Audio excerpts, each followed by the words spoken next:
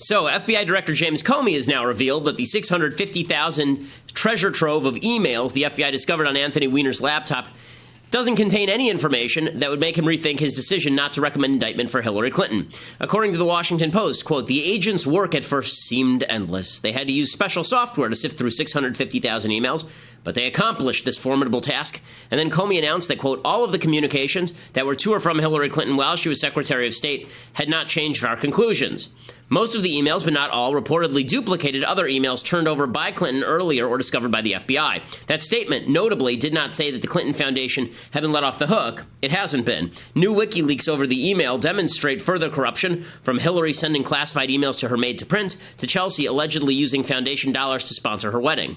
So, Hillary's still corrupt. And yes, she's still a criminal. And according to the Democrats, Hillary's back to being innocent, and Comey's back to being a saint-like wonder dude. But the real question is this: what in the world was James Comey thinking?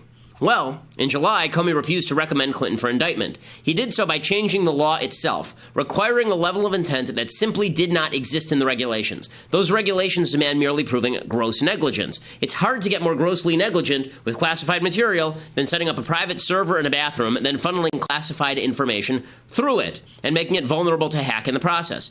Or, by the way, sending that material to your hired janitorial help for printing. It's no surprise Comey's let her off the hook again. Once you change the standard of the law, you'd actually need to find an email from Hillary to Vladimir Putin sending him the names of American spies in order to indict her. But here's what actually happened here. Comey rushed to let her off, then he rushed to get himself off, then he rushed to let her off again when the polls went south. No wonder nobody trusts the FBI now. It's a political tool. No matter what happens tomorrow, Hillary will never be trusted by the American people, and nobody will trust James Comey or Loretta Lynch to do justice.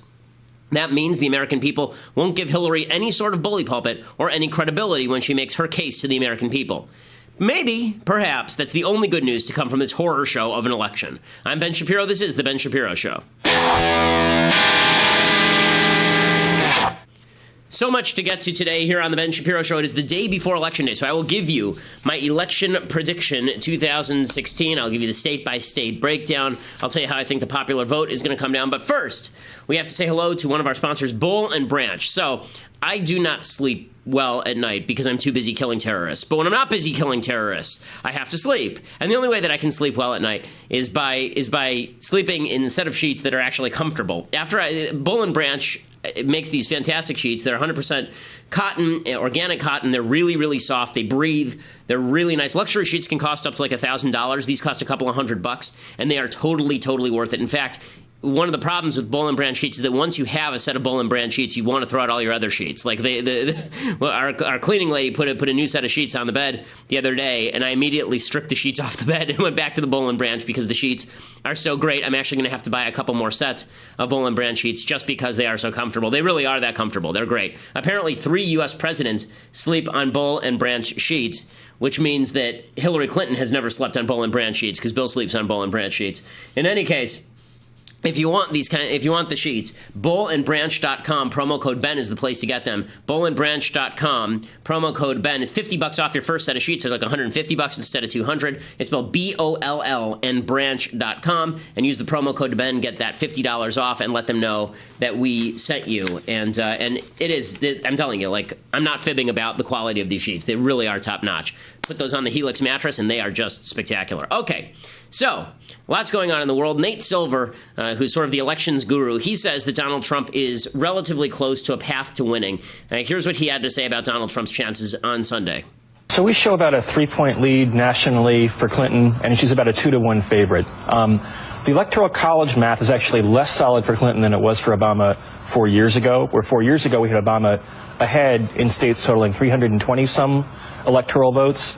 Clinton has about 270, so she's one state away from potentially losing the Electoral College. You'd rather be in her shoes than Donald Trump's, but it's not a terribly safe position. Yeah, you give her about a 65.7 chance to win.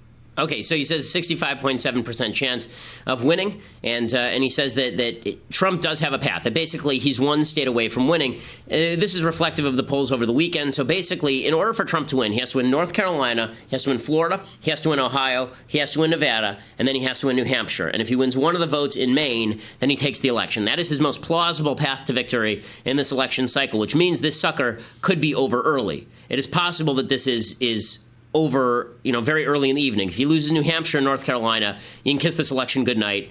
It's donezo. It's over. Turn out the lights. 4 years of Hillary Clinton's horror show. Okay, so that's where Nate Silver puts this election. The Democrats either don't seem particularly certain of this election, or they're just trying to gin their base to get out by saying it's closer than it is. John Podesta says that he thinks that Hillary can hold Michigan. She certainly should hold Michigan. She's up like 5 or 6 points in Michigan. Now we're going to Michigan, to New Hampshire, to Pennsylvania, where they do it the old-fashioned way. Everybody votes on Election Day. We feel like we got a lead in Michigan. We want to hold on to it, and we think we can do that. Okay, so he says that they're going to hold on to Michigan, and I think that in all likelihood they will. Mike Pence is saying Republicans are coming home. This is shown by the statistics. Republicans are coming back to Trump in the late days of the election because for most people, politics ends up being a team sport. You're just going to vote for the person with the name of the party by their name. Pence makes the case for Trump in the closing hours here.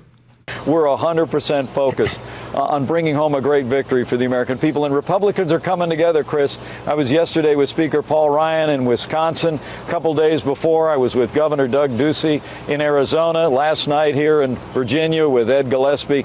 The Republicans are coming home and recognizing that we need to elect Donald Trump as the next president, re-elect a strong Republican majority. And Republicans are coming home with independents and Democrats at their side to make sure that Hillary Clinton is never elected president of the United States. Okay, so there are a couple of things that people are questioning about the polls. One is they don't know what the turnout's actually going to be like. Is there the secret base of Trump voters who are going to show up out of the woodwork and just vote for Trump?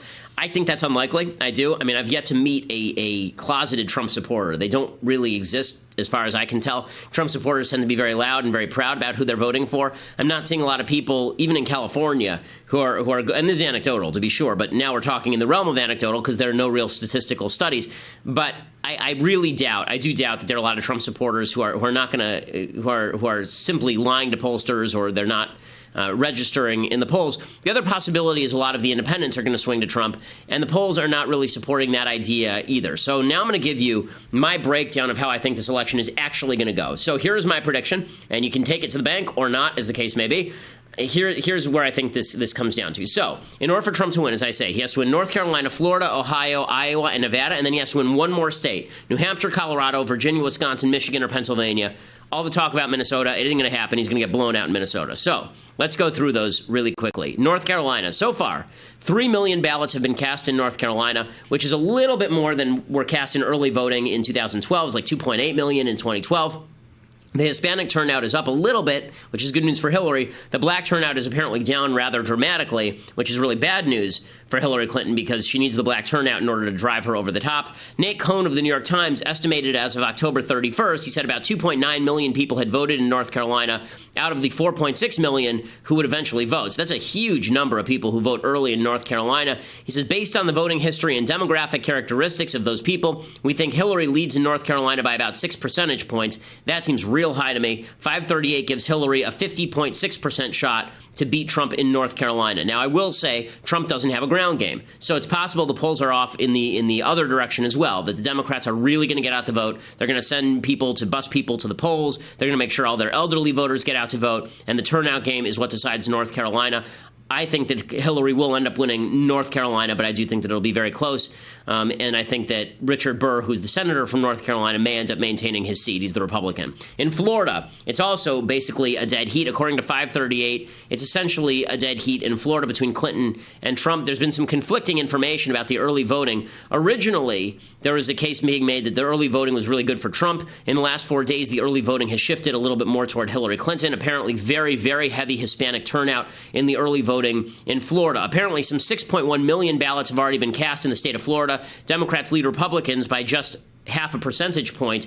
There's a poll out today that shows that people who plan on voting Election Day are going to vote heavily Trump. The question is how many of those people there are and how heavily Trump that is. So this one is definitely up in the air.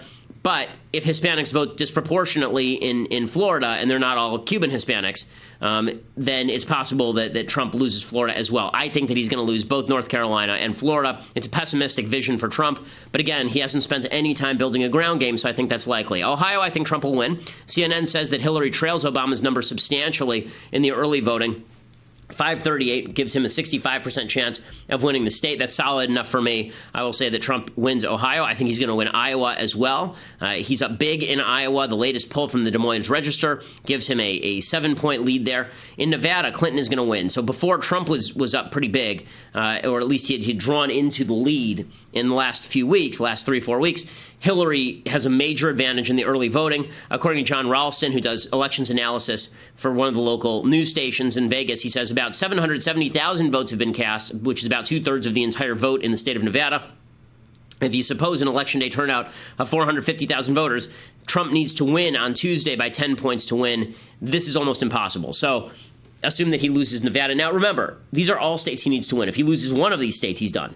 He has to win all of these states. He cannot afford to lose any of these states unless he's going to win one of the outliers like Michigan or Pennsylvania. We'll get to those in just a second.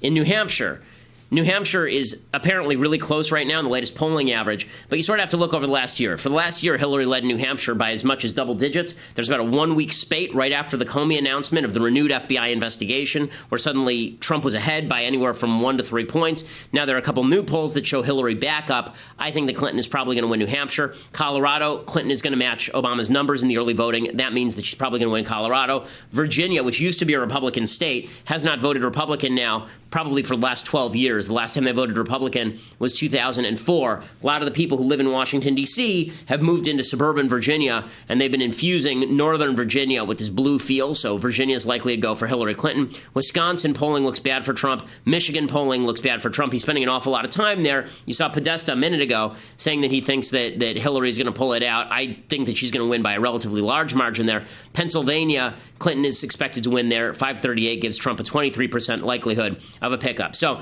I know I'm not going to give you the rah-rah speech today. I'm not going to lie to you about what's happening here. I'm not going to lie to you that Trump is on the verge of victory. I don't think he is. I think there are some other people, who have been suggesting otherwise. I know there's a piece by Henry Olsen over at National Review where he says the polls aren't taking into account the factors I mentioned before. The turnout game from Trump, the idea of the missing Trump voter who is secretly hiding and just hiding from pollsters in a basement somewhere. I don't think that's real. My final tally is I think that Trump ends up with 217 electoral votes. I think Hillary ends up with 322 electoral votes, which means he wins slightly more electoral votes than Romney did and more obviously than McCain did, but still gets blown out in pretty handy fashion. And that's in the Electoral College. I think in the popular vote, he will lose by more than Romney did. I think he's going to win Iowa. I think he'll probably win Ohio. Maybe not, but I think that he will certainly win Iowa. I don't know if he's going to win Ohio. But in any case, in the popular vote, I think that people are underestimating the level of hatred that Democrats and leftists have for Trump. And it's not just because they think he's conservative, okay? They would have hated Cruz also or Rubio. It's because of who Trump is. They don't like the stuff that Trump says. I think some of that is justified. They think Trump is an unpalatable nut job. I think that about a quarter of that is, I think unpalatable is right. Nut job, I think, is a little bit less charitable. But in any case, I think that you're going to see heavy turnout in places like New York and California just as a way for leftists to virtue signal to their friends that they voted against Trump. So I think that the popular vote margin will be larger than Romney, even though right now the popular vote margin, the polls show anywhere from 2.9 to 3.3 points in the spread. I think that the final result is going to be something like Hillary Clinton 49 or 50 to Donald Trump 44. I think it'll be a 5 or 6 point victory, which is a pretty sweeping victory for Hillary Clinton. Now, all of this should make you pretty sad, given the fact that we didn't have to nominate this guy. There's a poll out today that shows what would have happened if we'd nominated, for example, Mitt Romney, who I didn't support for the nomination. If we had nominated Mitt Romney, he would have clobbered Clinton 50 to 40. If Obama had run against Trump, by the way, this is why you can't trust the people who say, well, look, Trump's a better candidate than Romney. He's going to win more electoral votes. He's not running against Barack Obama. He's running against Hillary Clinton, legitimately the worst major party nominee in the history of American politics, except for the moron we ran. So it's devastating. If Obama had run against Trump, he would have beaten him, according to these polls, 53 to 41. 53 to 41, which is just devastating. So that's how the polls stack up. That's how all of this stacks up. Now, I want to go through, and we will go through in just a moment, sort of the final arguments on both sides, because if there's been one thing that's true of this election, it's that every negative thing that each side says about the other is true. Everything they say about themselves is a lie, and we'll go through that, and we'll talk about what impact that has on our politics in just a moment. But first, we have to say hello to our friends over at Birch Gold. So if you haven't been looking at the economy lately, it looks like it's relatively volatile. A recession is sort of expected any minute. There's a good case to be made that there's a recession in the United States every 8 to 10 years, which means that we're due. If there is to be a recession, that'll probably hit the stock market and the real estate market. What it won't hit is gold. Every time there's a recession, the price of gold tends to go up. So if you're interested in investing in precious metals as a hedge against inflation, if you're interested in investing in precious metals as a hedge against drops in the real estate and stock market, then you're going to want to go to birchgold.com/Ben. It's birchgold.com/Ben. They also have a program that helps you shift your money over from an IRA and 401k into precious metals without tax consequences. As always, make sure you ask all your questions, get all the information you want about the investments. They also give you a 16-page free kit about gold and silver and how it can help your investment portfolio. When you're ready to invest in precious metals, talk to my friends at birchgold.com/Ben, A+ rating with the Better Business Bureau. Okay, so the media, just to point this out, what this election has done, people wanted this to be the burn it all down election. And in a sense, they got exactly what they were looking for. Everything was burned down, some for the good, some for the ill. For the ill, I would say that conservatism has been burned out, hollowed out from the inside by a lot of the Trump movement, although I think that after this election, you will see an attempt to restore conservatism, not of the Bush variety, but of a new conservative libertarian variety. There will have to be a new conservatism, but based on constitutional conservative principles and not establishmentarian compromise principles. I think that will happen. But in the meantime, conservatism has been harmed pretty severely by the Trump candidacy. That's a bad thing. But on the good side, the media have just fallen apart. So it has now been revealed, and this really is amazing, that apparently, this is according to Mediaite, DNC Research Director Lauren Dillon sent a pair of emails to CNN staffers with the hope that they would use her emails, these questions that she wrote for them, to ask Donald Trump. The first email had the subject line, Trump questions for CNN, and it says, Wolf Blitzer is interviewing Trump on Tuesday ahead of his foreign policy address on Wednesday. Please send me thoughts by 10:30 a.m. tomorrow. This is from Lauren Dillon, the DNC research director. She wrote that to her folks. The idea being that she was then going to funnel those questions over to CNN and they would ask the questions. There's another letter that suggested the same thing about Ted Cruz. That letter said, it was from Dillon to her friends, said, CNN is looking for questions. Please send some topical, interesting ones, maybe a couple on Fiorina. Someone please take point and send them all together by 3 p.m. So in other words, the DNC was directly coordinating with people over at CNN to ask questions to Donald Trump and Ted Cruz. That is an amazing thing. The media have destroyed all their credibility. That may be the only good thing about this election cycle. The Democrats' credibility has also been destroyed, by the way. And we'll get to that in just a second as we see the Democrats' final pitch. But to see that, you have to go to dailywire.com and become a subscriber. I mean, just do it. It's $8 a month. Right now, if you get the annual subscription, you get a free copy of my book, True Allegiance, which is doing really well. You get a free signed copy. I'll autograph it for you. You can treasure it forever, hand it down to your children, sell it on eBay. Once it's yours, it's yours. There's nothing I can do about it. But $8 a month, just forego that hamburger, get a little less fat, and then you can be a member at dailywire.com, be part of our mailbag. We're adding new benefits all the time. We have a lot of exciting things planned for subscribers this year that you're going to want to be a part of. dailywire.com to become a subscriber. And make sure you join us at the most populous and the largest conservative podcast in the United States.